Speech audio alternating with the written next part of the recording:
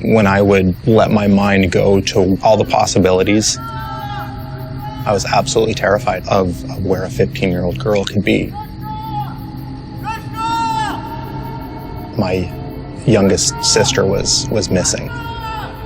She had been lured out of my parents' house in the early morning. Exactly how, we still don't know. We'll probably never know.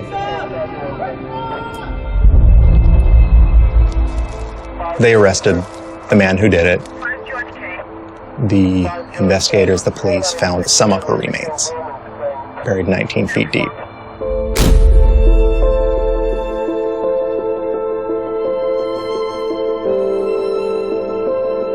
The trial was, by all means, the worst part of the entire situation.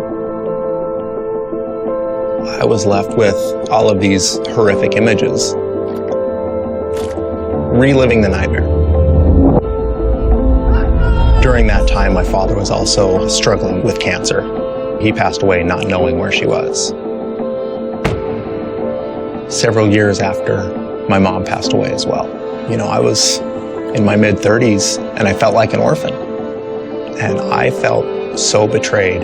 I felt that God withdrew, that God let it happen.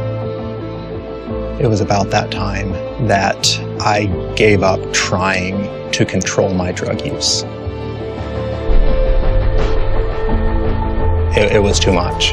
It was time to get some deeper help.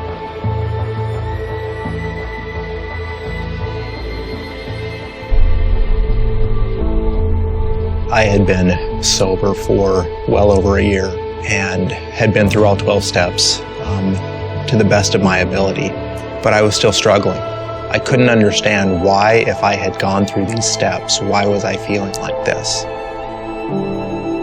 I sat down and just started reading what each of the 12 steps were, because I knew that there had to have been some place that I didn't do everything I could do. And I got to step 6, and I couldn't recall truly asking God to remove my character defects. I decided I was going to do it. And I didn't know what I was expecting to happen, so I just thought to myself, if he was here in front of me right now, what would I want him to say? And I thought, well, I'd want him to just take it and say, thanks, I got this. And instead, at that moment, I heard a question. And it was, will you let me take this? I realized that I had done all of this work to be relieved of this misery. And that question, will you let me take this, completely changed the trajectory of my recovery in my life. I had a good friend recently tell me of an African proverb that says, if there's no demon within, the demon outside can do us no harm. And that's where I live. I've conquered those interior demons.